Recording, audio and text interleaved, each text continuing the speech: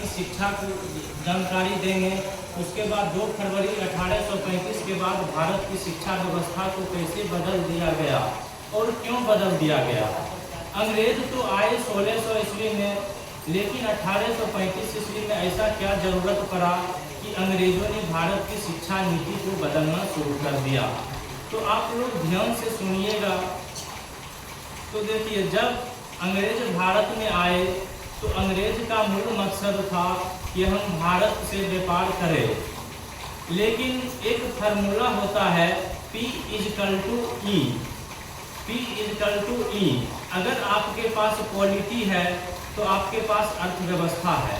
Example के तौर पर अभी देश में जो भी प्रधानमंत्री हैं उनके हाथ में राजनीतिक है, तो जिनके हाथ में राजनीतिक है तो पूरा देश का अर्थव्यवस्था भी उन्हीं के हाथ में है। तो अंग्रेजों ने सोचा, अगर हम भारत में सही ढंग से व्यापार करना चाहते हैं और भारत को सही से हम शोषण करना चाहते हैं, अभी मान चलिए हम एक नॉर्मल आदमी है, हम आपको शोषण नहीं कर सकते हैं, लेकिन हम उच्च पद पर चल जाएंगे तब हम आपको शोषण कर सकते हैं। तो अंग्रेजों ने सोचा कि हम अगर भारत को सही ढंग से शोषित करेंगे तो इसके लिए हमें जो है भारत में राजनीतिक प्रभुत्व स्थापित करना होगा। तो अंग्रेजों ने राजनीतिक प्रभुत्व स्थापित करने के लिए सन 1757 ईस्वी में प्लासी ने युद्ध किया। लेकिन जब सन 1757 ईस्वी में प्लासी ने युद्ध किया तो उस समय वहाँ के बंगाल में प्लासी पड़ता है, बंगाल के नवाब उस समय सिराजुद्दौला थे। तो बंगाल के नवाबों से लड़ना पड़ा और जो बंगाल के नवाब का सेनापति थे उनका नाम था मीर जाफर, और अंग्रेज के तरफ से जो सेनापति थे उनका नाम था रॉबर्ट क्लाइव। तो रॉबर्ट क्लाइव जब बंगाल में आए लड़ाई लड़ने के लिए तो उन्होंने देखे सिराजुद्दौला के पास तो 18,000 सैनिक है और मेरे पास सिर्फ 300 सैनिक है। अगर हम इस युद्ध लड़े तो 1800 सैनिक के सामने में 300 सैनिक कुछ नहीं है, तुरंत खत्म कर देगा। तो अंग्रेजों ने चाल चली।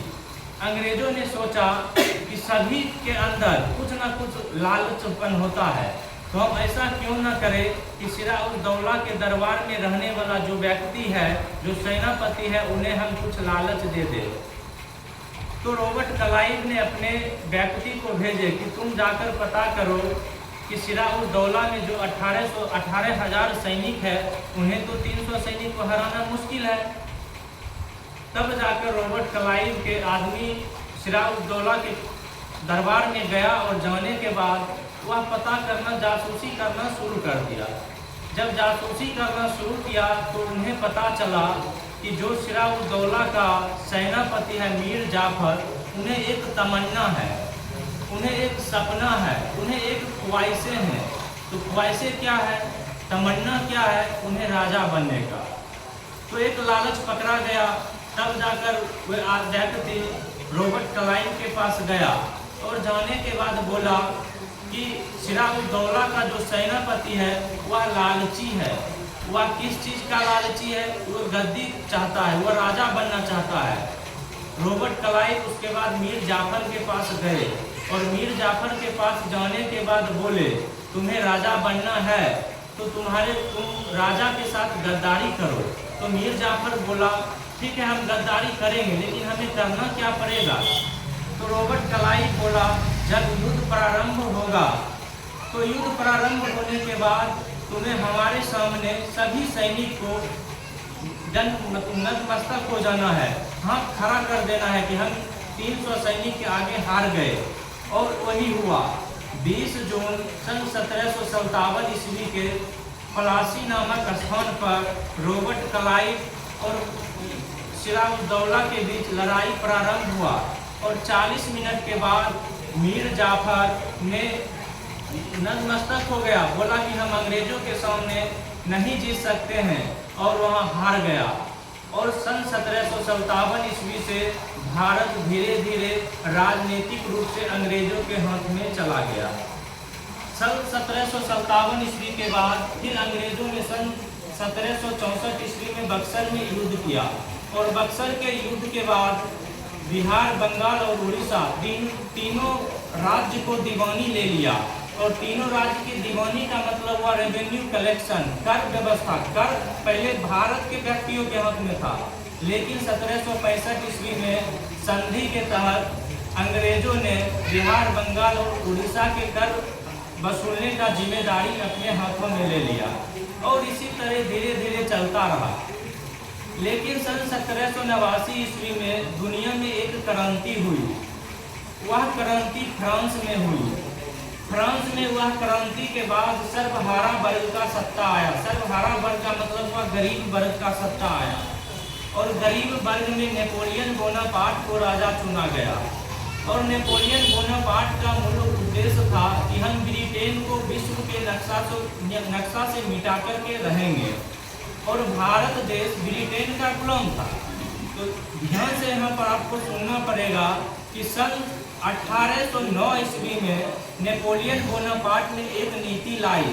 उस नीति को कहते हैं कॉन्टिनेंटल पॉलिसी। और उस पॉलिसी के तहत नेपोलियन बोनापार्ट ने पूरे यूरोप महाद्वीप में यह बात विस्तार से फैलाना शुरू कर दिया कि अगर कोई भी देश ब्रिटेन के साथ व्यापार करेगा तो हम समझेंगे कि वह ब्रिटेन के साथ व्यापार नहीं बल्कि फ्रांस के साथ युद्ध के लिए चैलेंज कर रहा है।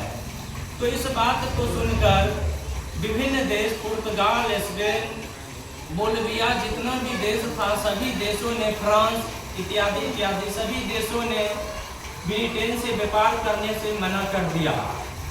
तो अब ब्रिटेन में एक चुनौती आ गई कि अब ब्रिटेन में जितना भी मैन्युफैक्चरिंग क्लास का लोग थे, उद्योगपति थे, उनके सामने चुनौती आया। चुनौती यह आया कि हम जो सामान बेच रहे थे यूरोप के विभिन्न देशों में, अब वह सामान हम कहाँ बेचे। तो उन्होंने पार्लियामेंट में गया।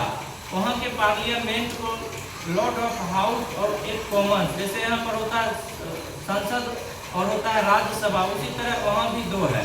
तो वहाँ के पार्लियामेंट में गया, वहाँ के उद्योगपति, और जाने के बाद बोला कि हम व्यापार कैसे करेंगे, क्योंकि हम तो भारत से व्यापार कर नहीं सकते हैं, क्योंकि भारत से व्यापार सिर्फ ईस्ट इंडिया कंपनी करती थी। तब जाकर वहाँ के संसद में एक निर्णय लिया गया कि अब ब्रिटेन का जितना भी व्यापारी है वह भारत के साथ व्यापार कर सकता है। लेकिन जब व्यापारी भारत आना शुरू किया तो व्यापार, आप मान चलिए मेरा कल्चर जो था, मेरा कल्चर था कुर्ता धोती पहनना, मेरा कल्चर थी माताएं बहनें को साड़ी पहनना, लेकिन मेरा कल्चर जीन्स पैंट पहनना नहीं था। तो अंग्रेज जो है वो जीन्स पैंट पहनता था, कोट पहनता था। क्यों कोट पहनता था? क्योंकि वहाँ पर ठंड होता है, सालों के साल ठंड होता है। वहाँ दो ही ऋतु है, एक को कहा जाता है ठंड, एक को कहा जाता है महाठंड। तो ये दो ही ऋतु है, तो दो ऋतु में टाई बेल्ट जूता वहाँ का कल्चर था। तो सोचा कि अब भारत के लोगों को हम यहाँ टाई बेल्ट जूता कैसे बेचें। तो इसके लिए इन्होंने कहा कि हम ऐसा क्यों न करें कि हम टाई बेल्ट जूता को प्रचार करना शुरू कर दें और धोती साड़ी को हम बुराई करना शुरू कर दें। तो इन्होंने सोचा कि हम बुराई करना शुरू कैसे करेंगे। तो 1830 ईस्वी में इन्होंने शिक्षा व्यवस्था में परिवर्तन करने के बारे में सोचा। अगर हम शिक्षा, अभी देखिए अभी के व्यक्ति हिंदी बोलना कम पसंद करता है, लेकिन अंग्रेजी बोलना ज़्यादा पसंद करता है। क्यों? क्योंकि उसे अंग्रेजी बोलने के बाद वैल्यू ज़्यादा लगता है। लेकिन ऐसा इसलिए है क्योंकि हमने अंग्रेजों की शिक्षा नीति के तहत अभी तक पढ़ाई किए हैं। 1823 ईस्वी में अंग्रेज दो अधिकारी को भारत भेजे। वह इसलिए आए कि तुम जाकर पता करो कि भारत में शिक्षा नीति को कैसे बर्बाद किया जाए। तो अंग्रेज के दो अधिकारी आए और भारत में एक अधिकारी उत्तर के तरफ गए और एक दक्षिण के तरफ, और उन्होंने 1823 ईस्वी में एक रिपोर्ट पेश किए। और उस रिपोर्ट के तहत उन्होंने कहे कि भारत के उत्तरी भाग में 97 अर्थात 97% एजुकेशन साक्षरता दर है, लिटरेसी रेट। उसके बाद दक्षिण भारत में 100%। अभी देखिए अभी कम गया है, लेकिन उस समय 100% शिक्षाएं भारत में एजुकेशन दर था। तब जाकर वे व्यक्ति पुनः वह वापस गए, ये सब बात वहाँ बोले, तो बोले कि हम अपना सामान को कैसे बेचेंगे, तो शिक्षा व्यवस्था को नष्ट करेंगे। तो वो जगह जगह जाकर एक व्यक्ति फिर आए लॉर्ड मेकाले, और जगह जगह जाकर वह घूमे। घूमने के बाद उन्होंने पता किया कि भारत के व्यक्ति इतना माइंड से मजबूत, मानसिक संतुलन से मजबूत, शारीरिक रूप से मजबूत कैसे है। तब उन्होंने पता किए कि भारत में उस समय 7 लाख के आसपास गाँवें थी, और उस 7.5 लाख गाँवें में 7,32,000 के आसपास गुरुकुल व्यवस्था था। तो अंग्रेजों ने देखा कि गुरुकुल व्यवस्था में जो व्यक्ति पढ़ रहा है, एक तरफ लड़की पढ़ रही है, एक तरफ लड़का पढ़ रहे हैं, लड़की के महिलाएं पढ़ा रही है और लड़का के पुरुष पढ़ा रहे हैं। और उस गुरुकुल में जो है ज्ञान के अलावा कुछ कलाएं भी 18-19 प्रकार के कलाएं भी सिखाया जाता था। तो लॉर्ड मेकाले देखा कि इस कला जो गुरुकुल में यह कला को सिखाया जाता है, यह कला अगर कंटिन्यू भारत में चलते रहे तो हम भारत में अपना सामान को नहीं बेच सकते हैं। तब लॉर्ड मेकाले ने 2 फरवरी 1835 ईस्वी के अपना अंग्रेजी शिक्षा नीति भारत में लागू किया, और वे जगह जगह जाकर प्रचार करने लगे कि गुरुकुल व्यवस्था बेकार है, भारत की एजुकेशन व्यवस्था बेकार है, हम भारत की जो शिक्षाएं प्राप्त करेगी हम उसे जॉब नहीं देंगे। तो लोगों ने सोचा कि अगर हम भारत की शिक्षाएं को ग्रहण करेंगे तो हमें जॉब नहीं होगा, इसलिए लोगों ने अपनी संस्कृति को भुला करके अंग्रेज की संस्कृति अपनाना शुरू कर दिया, और धीरे धीरे वही व्यवस्था चलते रहे और भारत की संस्कृति को विलुप्त कर दिया गया। भारत की संस्कृति थी, हम लोगों की संस्कृति थी कि गुरुकुल व्यवस्थाएं में पढ़ते थे, लेकिन जब अंग्रेजों ने नई शिक्षा नीति लागू किया, अंग्रेजी शिक्षा नीति लागू किया, तो वह हमारे देश की शिक्षा को भ्रामक प्रचार करने लगा कि तुम्हारे से देश की संस्कृति तुच्छ है, तुम गुलाम रहने के लिए तुम्हारा जो है शिक्षा है, तुम्हें कभी भी ये शिक्षा आज़ादी नहीं देगा। ये सब बात भ्रामक प्रचार करने लगे, और धीरे धीरे ये शिक्षा नीति पूरे भारत देश में लागू हो गया। और हम जो यह शिक्षा अभी ग्रहण कर रहे हैं उसी लॉर्ड मेकाले की शिक्षा नीति के तहत अभी भी हम एजुकेशन ग्रहण कर रहे हैं। हम जब गुलामी मुक्त और यही शिक्षा नीति हमें ज़्यादा दिनों तक गुलाम बनाया। रॉबर्ट क्लाइव का